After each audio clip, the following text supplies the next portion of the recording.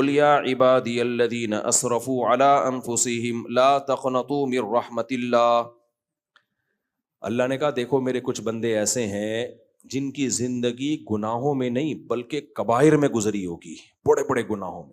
زندگی کے کسی موڑ پر ان کو خیال آئے گا کہ ایک دن موت بھی ہے، ہم نے اللہ کو منہ بھی دکھانا ہے، اب ہم توبہ کر کے نیک بنتے ہیں. شیطان کہے گا کہ اتنی 100 چوہے کھا کے بلی چلی حج کو، اتنے لوگ تم نے مار دیے، اتنی شرابیں پی لی، یہ کر لیا وہ کر لیا، اب کہاں سے توبہ قبول ہوگی؟ تو اللہ نے قرآن کی آیتوں کا حصہ بنا دیا اپنے اس کلام کو کہ اے نبی ان سے کہہ دیجئے اسرفوا علی انفسہم، جنہوں نے اپنے نفس پر زیادتی کی ہے، تھوڑے بہت گناہ نہیں کیے، بہت زیادہ گناہ کیے ہیں. لا تقنطوا من رحمت اللہ، اللہ کی رحمت سے مایوس مت ہو. ہمارے یہاں شاید کا مطلب پتہ ہے کیا سمجھا جاتا ہے؟ بندہ گناہ بھی کر رہا ہے اور کہہ رہے اللہ غفور رحیم ہے، ہم اللہ سے مایوس نہیں ہیں، 2 بوتل اور لے کر آ یار، لے آ یار، ڈھکن کھول جلدی سے، اللہ بخشنے والا ہے. رمضان کے روزے نہیں رکھ رہے، کوئی بات نہیں یار، اللہ کیا ہے بولو، بخشنے والا ہے. یہ مطلب نہیں ہے میرے بھائی.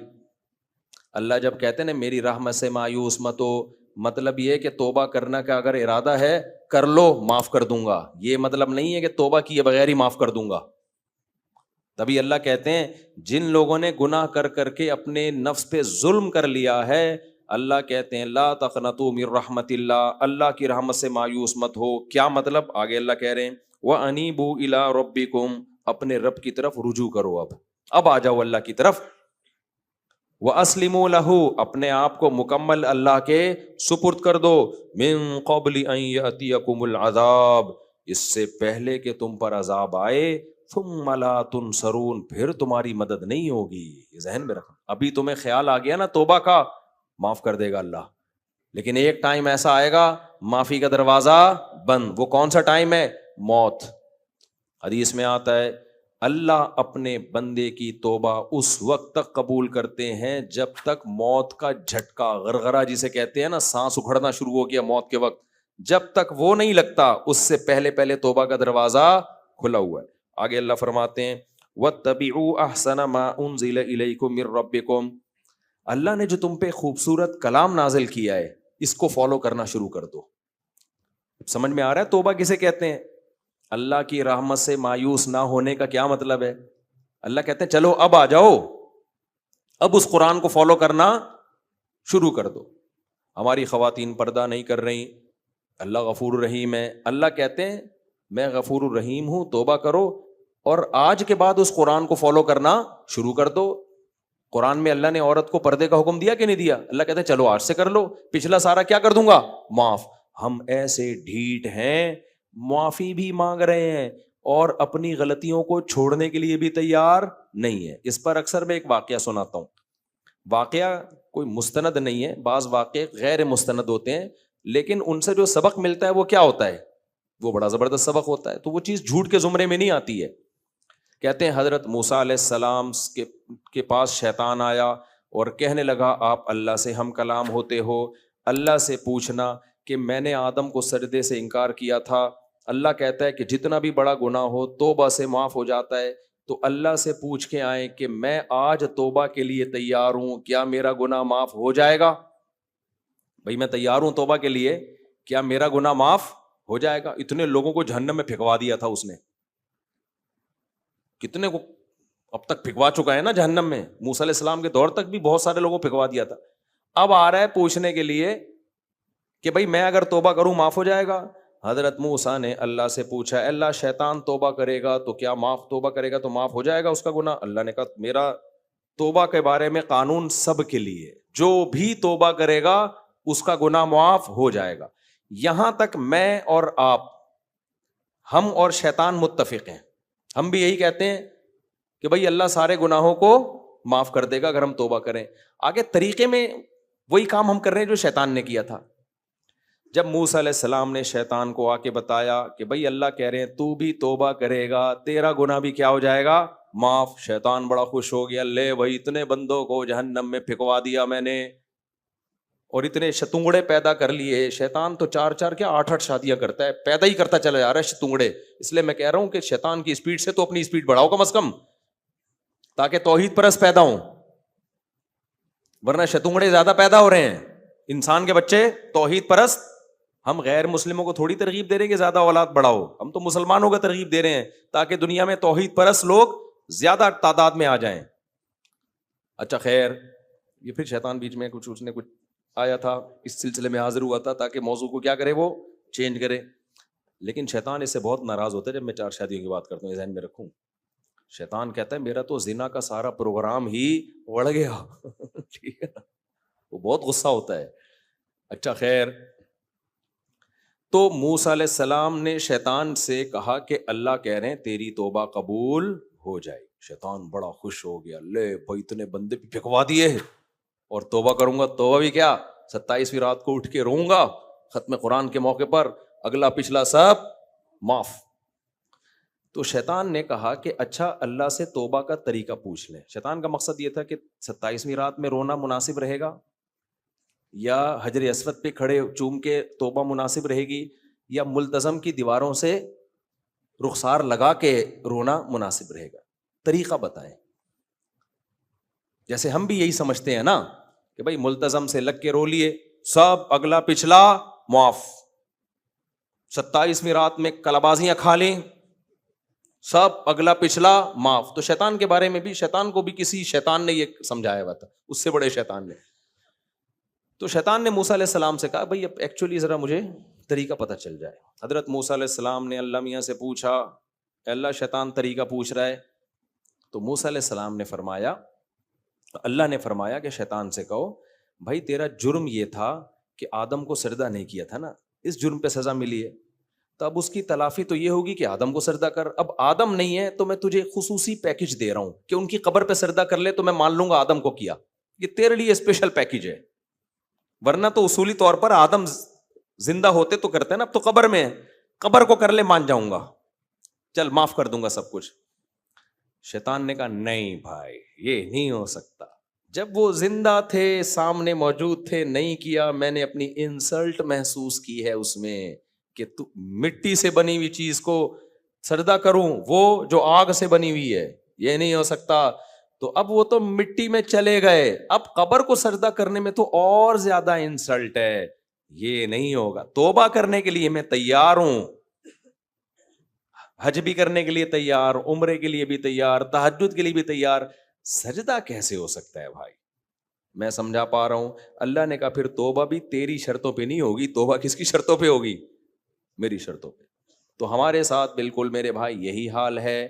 لوگ حج کرنے جاتے ہیں, بھائی حج سے پہلے معافی مانگ رہے ہو تو بھائی کہاں سنا سب کچھ معاف کرنا, میں تو نہیں معاف کرتا. کیوں بھائی, تو نے کیا میرے پیسے چرائے ہیں تو پیسے دے واپس لا کے یار. بہنوں سے معافی مانگ رہے ہیں, بھائی کہاں سنا سب. ابے تو اس کی وراثت دے کے جا جو تو نے کھائی ہوئی ہے, سمجھتے ہو؟ ابا کا انتقال کو 20 سال ہو گئے, کروڑوں روپے کے مکان پہ باپ بن کے قبضہ کر کے بیٹھا ہوا ہے, بہنوں کا حصہ روکا ہوا ہے, طارق روڈ کی 6 دکانیں ہیں, بیریا ٹاؤن کے 4 پلاٹ ہیں. توبہ کرتے رہیں گے, معافیاں مانگتے رہیں گے, حق دینے کے لیے تیار نہیں. آدم کا حق تھا نا کہ ان کو سجدہ کیا جائے جب اللہ نے کہا ہے, شیطان آدم کو یہ حق دینے کے لیے تیار نہیں ہوا. آج بھی یہی ہو رہا ہے, نماز پڑھتے نہیں ہے بھائی. تم نے اللہ کو نماز قضا کر کے ناراض کیا, اب اللہ سے توبہ کرو, معاہدہ کرو, اے اللہ آئندہ میں پابندی سے نماز پڑھوں گا, اور جو چھوٹ گئی ہیں ان کی تلافی کروں گا, میں قضا پڑھوں گا میں ان کی. اس کے لیے تیار نہیں ہیں آپ. تو جب بھائی آپ خود ہی بخشش چاہتے نہیں ہو, خالی پیلی کے بول ہیں آپ کے پاس, آپ نے کسی کا پیسہ دبایا ہوا ہے, 1 کروڑ روپے کھا گئے, آپ دے ہی نہیں رہے, آپ اس کے پاس آ کے کہتے ہو بھائی صاحب معاف کر دو, وہ کہتا ہے یار تو نے 6 مہینے میرے پیسے دبائے, میرے دل پہ آرے چلے ہیں, کھانے کو روٹی نہیں تھی, چل دیر آیا درست آیا, میں معاف کرنے کے لیے تیار ہوں, چل. وہ تو یہ سمجھے گا اب یہ دے رہا ہے پیسے نا, چل یار دے دے, دوں گا تو بھائی ابھی بھی نہیں, دینے کے لیے سلسلے میں تھوڑی آ جاؤں میں. اصل میں ایکچولی عمرے پہ جا رہا تھا, تو میں نے کہا سب سے معافی تلافی کر کے جاؤ, کہا یہ تکلف کی ضرورت نہیں ہے, نکلو پتلی گلی سے یہاں. تو ہمارے یہاں عورت پردہ نہیں کر رہی، اللہ سے معافی مانگ رہی ہے، ٹھیک ہے چلو نہ مانگنے سے تو کچھ تو اللہ کو کسی طرح سے یاد کرو، ایسا نہ ہو استغفار ہی چھوڑ دیں. داڑھی نہیں رکھ رہے لوگ، نماز نہیں پڑھ رہے لوگ، بد نظری نہیں چھوڑ رہے، فحش فلمیں دیکھ رہے ہیں، توبہ کرو بھائی. چھوٹ نہیں رہی، چھوڑنے کی کوشش تو کرو. 100% نہیں ہو رہا، 50% تو کرو، 90% تو کرو، 99% تو کرو. کچھ تو ہمت. آپ نے 1 کروڑ روپے کھائے ہوئے ہیں، باپ سے نہیں نکل رہے، تو کم از کم وعدہ تو کر لو یار جب ہوگا دے دوں گا. دینے کا تو پروگرام ہی نہیں ہے. آپ کہو یار 1 کروڑ کھا کے بیٹھا ہوں، اب 1 کروڑ نہیں ہے، ہر مہینے 50,000 لے لیا کر. شاید اس کو ترس آ جائے کہ چل یار تھوڑا تھوڑا کر کے دے یار، ہر مہینے 10,000 دے دیا کر.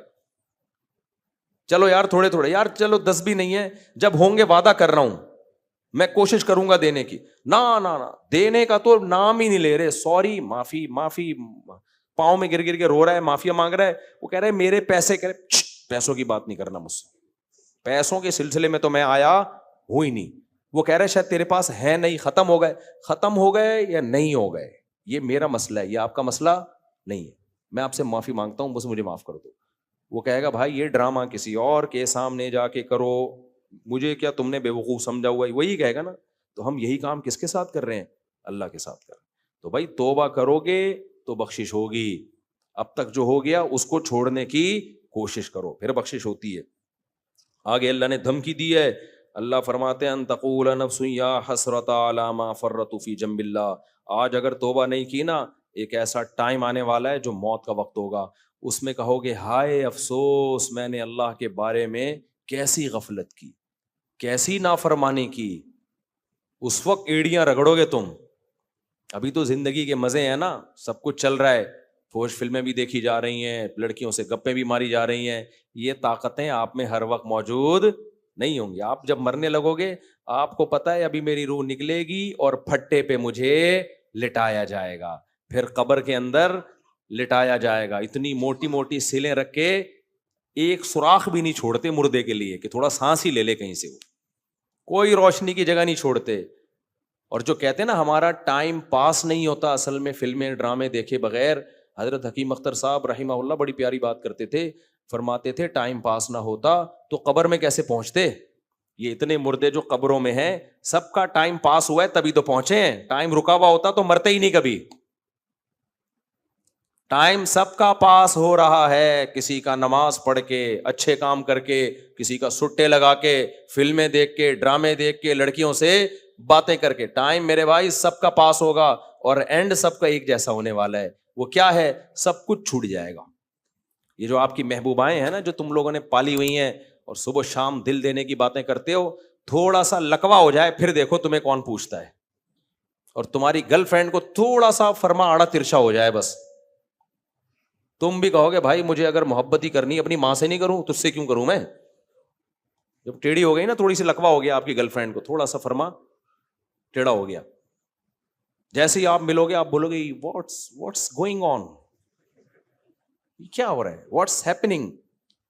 وہ جواب میں کہے میں آپ کی محبوبہ، آپ مجھے دل دیا تھا آپ نے. وہ کہ دیا تھا اب نے. وہ کہ آپ محبت کریں تو آپ جواب میں پتہ کیا ہوگا، ماں سے نہیں کر لوں جس نے مجھے گود میں پالا ہے، میری نجاستیں صاف کی اس نے راتوں کو اٹھ کے میرے لیے اتنی قربانیاں دی، اس سے نہیں کر لوں؟ کرنی ہے تو بھائی اس سے کروں گا میں. تو یہ ہے یہ دنیا کی بولو محبت، جس کو کہہ رہے ہیں دل دے دوں گا اور اس کے لیے خودکشیاں. ماں کی محبت میں نے کوئی کھمبے سے لٹکتا ہوا نہیں دیکھا.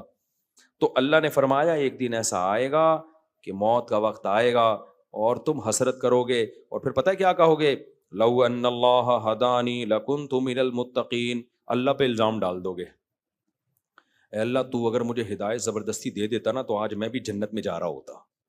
یہ موت کے وقت انسان کی کیفیت ہوتی ہے. بلی کس پہ ڈال رہا ہے؟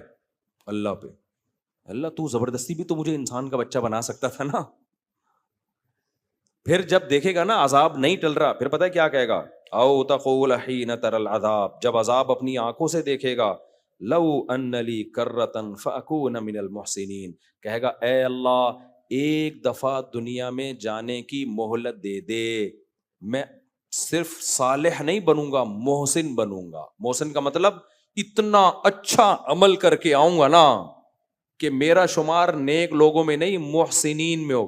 احسان کہتے ہیں کسی بھی عمل میں ایکسیلنسی پیدا کر دینا. جب میں آؤں گا نا, یعنی اللہ سے کہے گا دوبارہ دنیا میں بھیج دے, مجھے مہلت دے دے, میں اتنا اچھا عمل کروں گا نا کہ تو یہ نہیں کہے گا گڈ, تو کہے گا ایکسیلنٹ. ایک دفعہ مہلت دے دے. یہ کیفیت انسان کی ہوگی کب؟ موت کے وقت. لیکن اللہ فرماتے ہیں بلا قد جاءت کا آیاتی. اللہ کہتے ہیں کیوں نہیں بھائی, مہلتیں بڑی ملی ہیں تجھے, میرے پاس تیرے پاس میری نشانیاں آئیں. میں زمین سے نباتات کو پھاڑ کے تناور درخت بناتا رہا, بیج اور دانے گھٹلی کو پھاڑ کر آسمان سے بارشیں برساتا رہا. تو پیدا ہوا, پیدا ہوتے ہی تیری ماں کی چھاتیوں میں نے دودھ پیدا کر دیا. سوکھا چارہ تو جانوروں کو کھلاتا تھا, اس سے چکنا گاڑا دودھ نکلتا ہوا دیکھ رہا تھا. میری قدرت کے سارے کمالات دیکھے. تو نے موسیٰ کے واقعے بھی پڑھے, تو نے عیسیٰ کے واقعے بھی پڑھے, تو نے سلیمان اور داؤد کے واقعات بھی پڑھے, تو نے محمد صلی اللہ علیہ وسلم کی سیرت بھی پڑھی. اولم نعمرکم ما یتذکر فیہ من تذکر وجاءکم النذیر. اللہ کہیں گے کیا میں نے تجھے اتنی عمر نہیں دی تھی کہ تجھے نصیحت حاصل ہو جاتی؟ ٹائم شارٹ تھا تیرے پاس, کیا سوچنے کا موقع ہی نہیں ملا. اس لیے یہ عذر اللہ کے ہاں نہیں چلے گا. اس لیے میرے بھائی موت سے پہلے انسان کے بچہ بن جائے نا, اس میں فائدہ ہے. اور موت کا کوئی پتہ نہیں ہے. بعض دفعہ شیطان کہتا ہے چلو ابھی تو ہم جوان ہیں, تھوڑا اس کو کیا کر دیں, ہم ڈیلے کر دیں. موت کا پتہ نہیں ہے. اور ایک بات یاد رکھو, جب آپ گناہوں سے بچتے ہو نا, صرف آخرت میں فائدہ نہیں ہوتا, دنیا میں نقد انعام ملتا ہے. خوش زندگی صرف ان لوگوں کی ہوتی ہے جو برائیوں سے بچتے ہیں. اور جو برائیاں کرتے ہیں نا, ان کی خوشی کی مثال پتہ ہے کیسی ہے؟ جیسے چرسی اور ہیروئنچیوں کو خوشی ہوتی ہے نشہ کرتے ہوئے.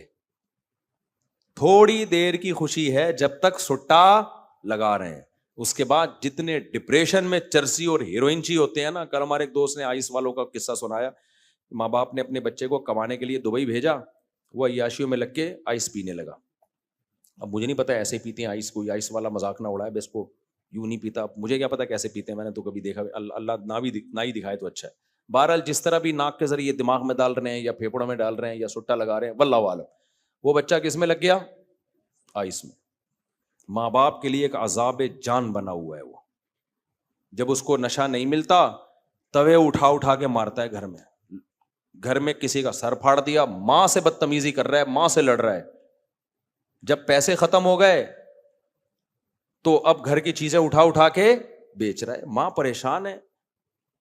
مولانا شریف تھانوی رحمۃ اللہ فرمایا کرتے تھے, نافرمان اولاد نا انگلی کی طرح ہے جس میں تکلیف دے انگلی, نہ آپ کاٹ سکتے ہو اور نہ آپ رکھ سکتے ہو. کیا کریں اس اولاد کے ساتھ؟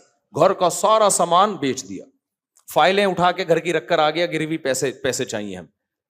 لیکن اس سے نشہ نہیں چھوٹ رہا. صاف کہہ رہا ہے بھائی میں کیسے چھوڑوں اس کو. تو لوگ کیا کرتے ہیں, بے وقوف آدمی دیکھے گا جب آئس پی رہا ہے نا تو دیکھیں گے یار کتنا سکون میں ہے یار, اصل عیاشی تو کس کی ہے؟ ان لوگوں کی ہے. ابے اصل عیاشی ان کی ہوتی تو یہ ایسی ڈپریشن میں نہ خود جاتے نہ توے سے لوگوں کا سر پھاڑتے. تو جتنے گناہ ہیں, زنا کا نشہ, آپ کیا سمجھتے ہو زنا کرنے والا عیاشی کرتا ہے؟ اپنی عیاشیوں کو آگ لگا دیتا ہے زنا کرنے والا. کیونکہ اس کو جو ٹھڑک پیدا ہو چکی ہوتی ہے نا, اس کو اگر ہر دوسرے دن کوئی طوائف نہ ملے اس کا دماغ خراب ہوتا ہے, وہ پاگل ہوتا ہے. شادی والا آدمی اپنی بیویوں میں مطمئن, اس کو یہ ٹھڑک نہیں ہوتی, وہ بے سکونی کی طرف جاتا نہیں ہے. جیسے جو آدمی شہد کھاتا ہے, دودھ پیتا ہے, کیا اس میں ٹھڑک پیدا ہو جاتی ہے؟ جس دن شہد نہ ملے بے ہوش ہو رہا ہے وہ. بھائی جس دن شہد نہیں ملے گا کھجور کھا لے گا, کیا خیال ہے؟ کھجور نہیں ملے گی گڑ کھا لے گا, گڑ نہیں ملے گا لڈو کھا لے گا, لڈو نہیں ملے گا ایک دن صبر کر لے گا, چلو یار کل کھا لیں گے ہم. لیکن جو نشے کے عادی ہوتے ہیں وہ پاگل ہو جاتے ہیں, ڈپریشن میں جاتے ہیں. تو گناہ ایک نشہ ہے, یہ نیچرل, یہ لذت حاصل کرنے کا نیچرل طریقہ نہیں ہے. دودھ نیچرل ہے, شراب نیچرل نہیں ہے. دودھ پینے والے کو دودھ نہ ملے ڈپریشن میں نہیں جائے گا, شراب پینے والے کو شراب نہ ملے پاگل ہو جائے گا. وہ بندوقیں نکال کے بندے مارنا شروع کر دے گا. جو جرمنی میں مارا ہے نا, شرابی نے گھس کے بندہ ہی مار دیا. تو اسی طرح میرے بھائی نکاح کرنا نیچرل ہے, زنا کرنا نیچرل نہیں ہے.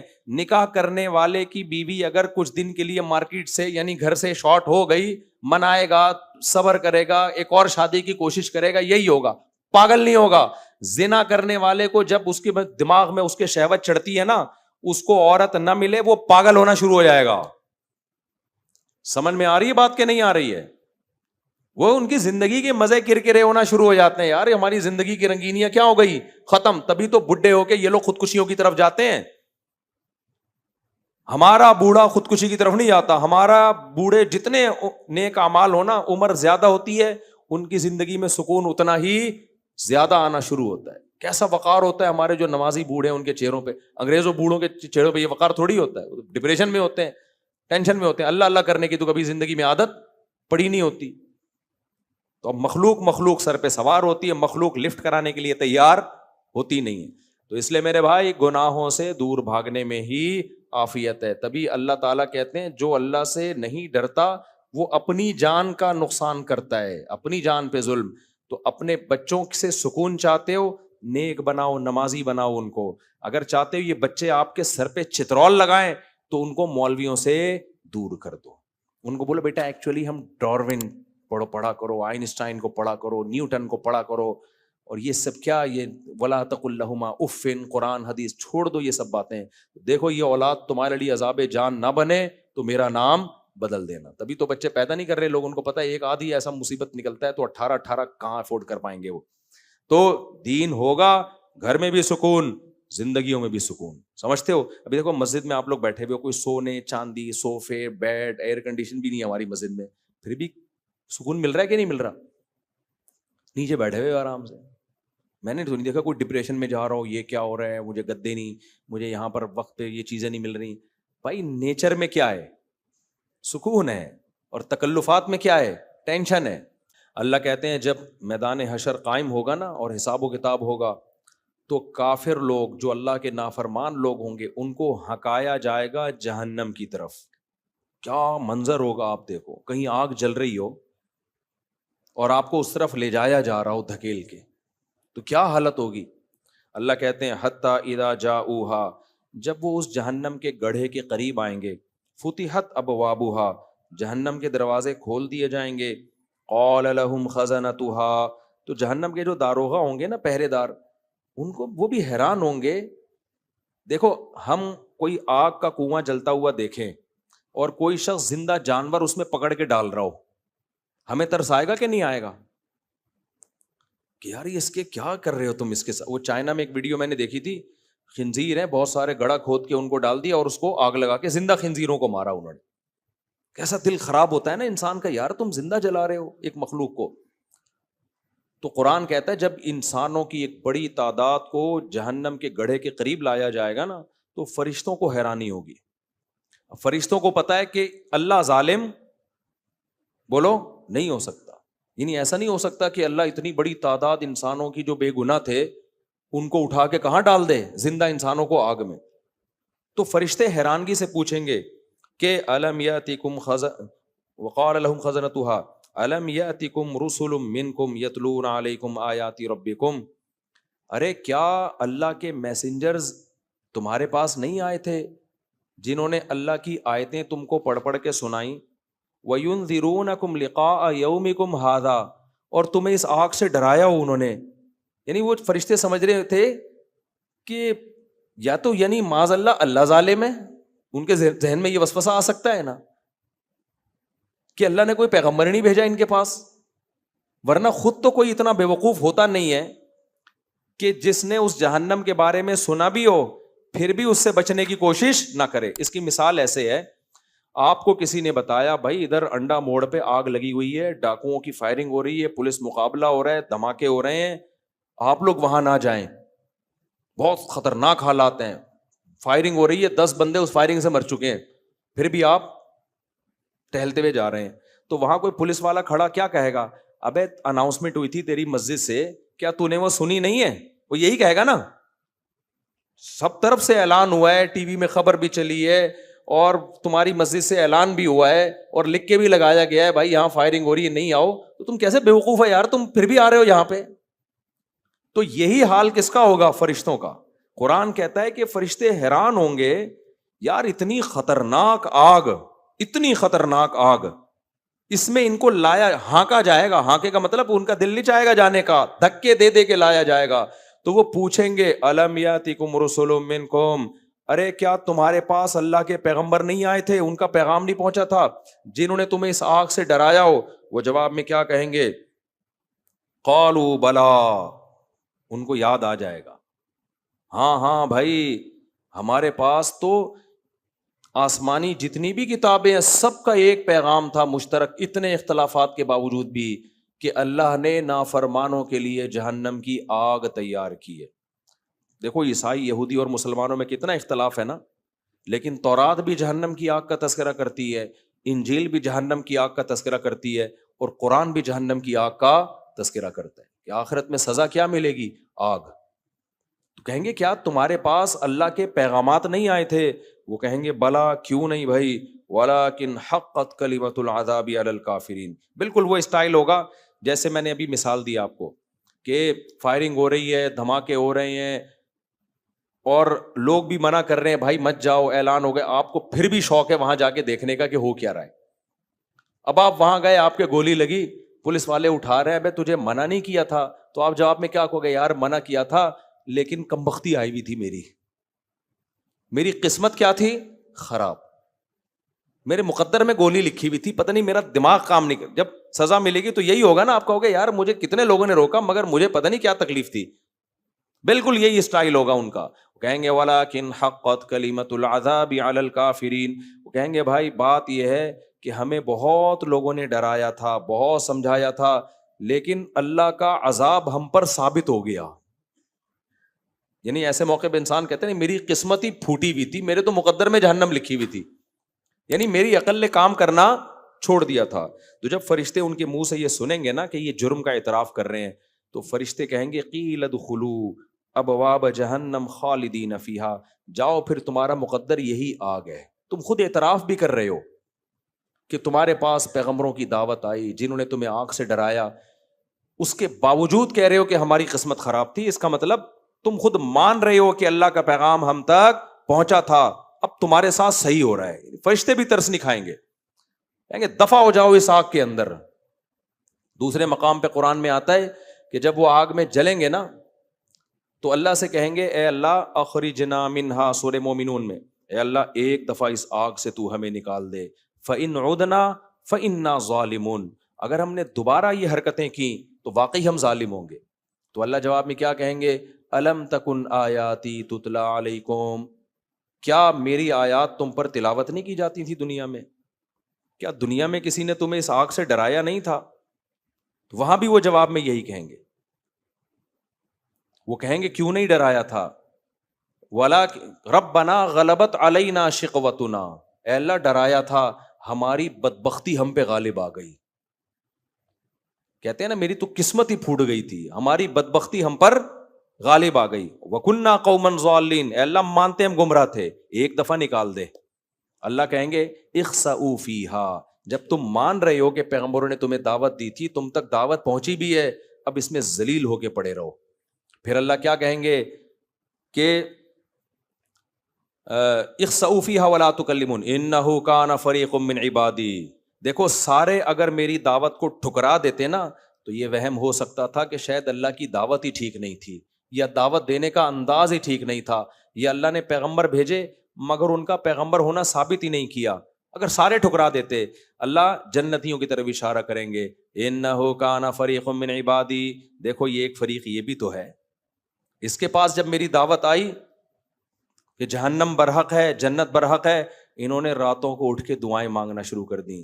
ربنا آمنا، اے اللہ ہم نے تیرے پیغمبروں کی دعوتوں پر لبیک کہا، فاغفر لنا، اے اللہ تو ہمارے گناہوں کو معاف کر دے، جو کچھ ہم سے ہوا ہم توبہ کرتے ہیں، آئندہ بچنے کی کوشش کریں گے. ورحمنا، اے اللہ ہم پر رحم کر.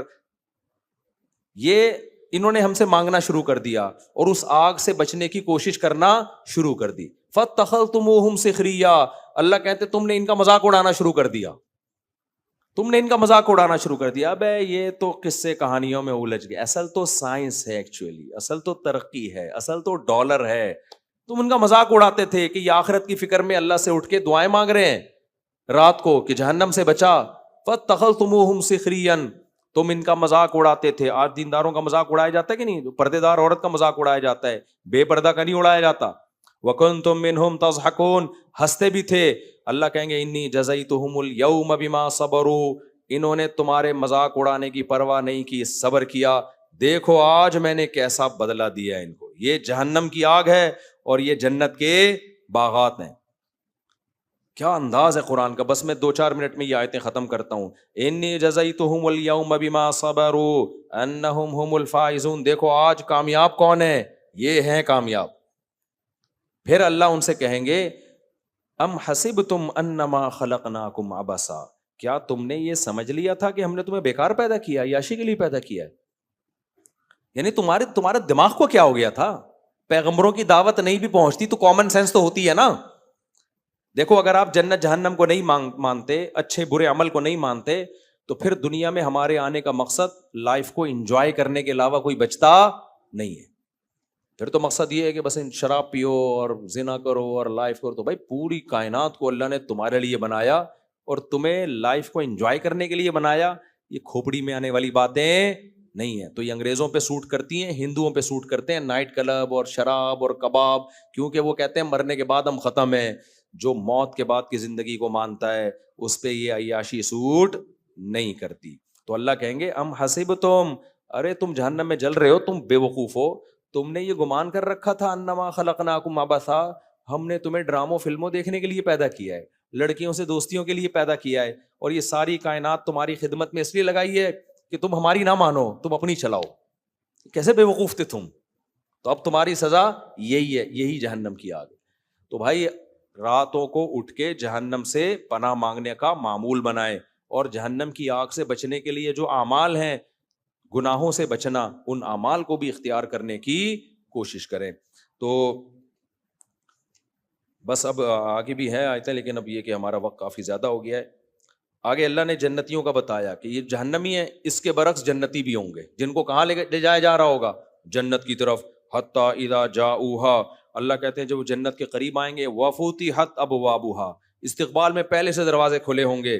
تو وفتحت وقال لہم خزنتہا، جنت پہ بھی نا فرشتے کھڑے ہوں گے.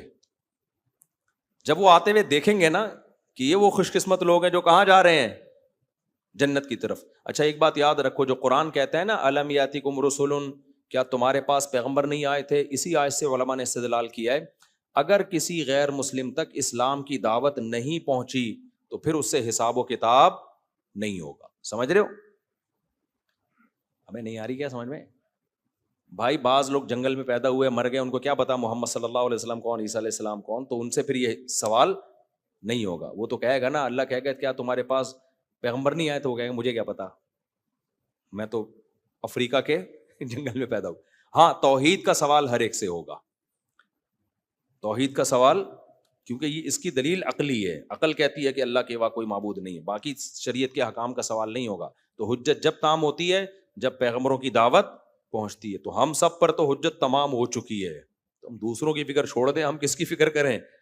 لوگ پوچھ رہے ہوتے ہیں یہ نیوٹن جنت میں جائے گا کہ جہنم میں جائے گا.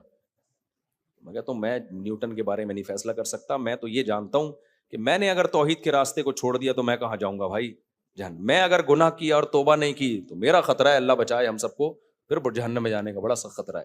تو آگے اللہ تعالیٰ کہتے ہیں جنتی لوگ جب جنت کے قریب جائیں گے، دروازے کھول دیے جائیں گے، جو داروغہ ہیں وہ کہیں گے کہ سلام علیکم. وہ یہ نہیں کہیں گے کیا تمہیں کوئی کسی نے بتایا تھا جنت کے بارے میں جو تم یہاں آئے ہو؟ کیونکہ فرشتوں کو پتا ہے بھائی بتایا تھا تبھی تو آ رہے ہیں جنت کی طرف، انہوں نے وہ اعمال کر لیے، لہذا فرشتے ویلکم کریں گے. سلام علیکم، تم پر سلامتی ہو، طبتم، یہ بڑا مزے کا جملہ ہے، اس کا اردو میں ترجمہ ہو نہیں سکتا. طبتم کا مطلب ہے بہت اچھے رہے تم، ٹھیک ہے نا؟ کیا مطلب ہے؟ ویل ڈن، ہٹو بچوں ہوگا پورا پورا ترجمہ اس. یعنی فرشتے جب دیکھیں گے نا یہ جنت کی طرف آ رہے ہیں، اور جنت میں حوریں ہیں، جنت میں نہریں ہیں، جنت میں باغات ہیں، اور قطوفها دانیہ، درختوں کے لٹکے ہوئے پھل ہیں. اتنی نعمتیں ہیں تو فرشتے بھی للچائی ہوئی نظروں سے کہیں گے طبتم، ویل ڈن، بہت اچھے، ہٹو بچوں ہو گیا یہ تو، ٹھیک ہے نا. یعنی فرشتے بھی حیران ہو کے کہیں گے یار کیا خوش قسمت ہو تم لوگ، ہمیشہ کی زندگی جو کبھی ختم ہونے والی نہیں ہے. سلام علیکم، تم پر سلامتی ہو، طبتم، بہت اچھے رہے تم. نہیں آئے گی سمجھ میں تمہارے. دیکھو ایک آدمی کی 4 ہو گئی ایک ہی دن، آپ کی ایک بھی نہیں ہو رہی، آپ اسے کیا کہو گے؟ بہت ہی اچھے ہے یار تم، وہ تو بہت ہی آگے نکل گئے یار تم. لوگ کہہ رہے ہوتے ہیں نا ویل ڈن ہے یار. تو طب تم کا نہیں میں ترجمہ کر پا رہا حقیقت بتاؤں، بس یہ جب بہت ہی کوئی طب تم کا مطلب ہٹو بچوں، یہ مطلب ترجمہ کریں آپ. فرشتے کیا کہیں گے؟ کراچی والا آئے گا تو بولیں گے ہٹو بچوں ہو گیا بھائی یہ تو. کیونکہ انڈیا وہ پنجاب والے سمجھتے نہیں ہٹو بچوں کا مطلب کیا ہے.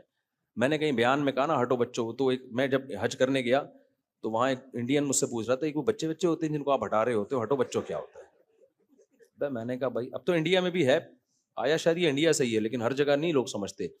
تو ہٹو بچوں کا مطلب ہٹو بچوں، یہ ہاں بچوں کا کام، ایک بہت بڑا کام ہو رہے والا یہاں پہ.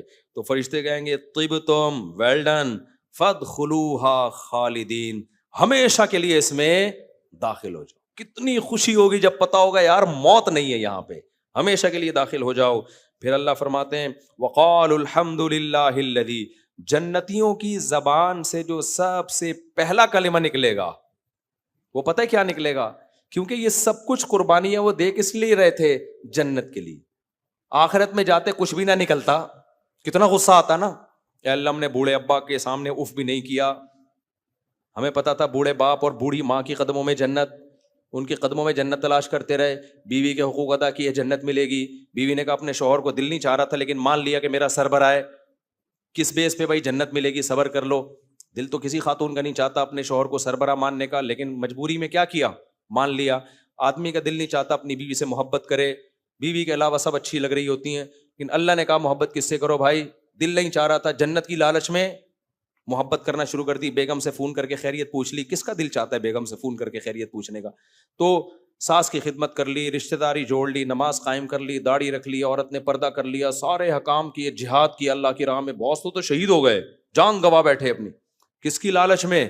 جنت. اور وہ جنت ہی نہ ملتی کس قدر غصہ آتا کہ نہیں آتا. لیکن اللہ کہہ رہے ہیں جب جنت کے دروازے کے قریب ان کو لایا جائے گا اور فرشتے ویلکم کریں گے اور کہیں گے ادخلوہا خالدین، ہمیشہ اس میں داخل ہو جاؤ، تو وعلیکم السلام جنتی بعد میں کہیں گے، اللہ کی حمد و ثنا پہلے کیا کہیں گے؟ قالوا الحمد للہ الذی صدقنا وعدہ، تمام تعریفیں اس اللہ کے لیے جس نے اپنا وعدہ سچا کر دکھایا. جو وعدہ اس نے کیا تھا تو یہ سیاسی وعدے نہیں نکلے. سیاسی لیڈر تو کتنے وعدے کیے تھے نا. ایک سیاسی رہنما میرے پاس آئے الیکشن سے پہلے، آپ کو پتہ نہیں چلے گا کس کی بات ہو رہی ہے تو اس لیے اس میں کوئی غیبت نہیں.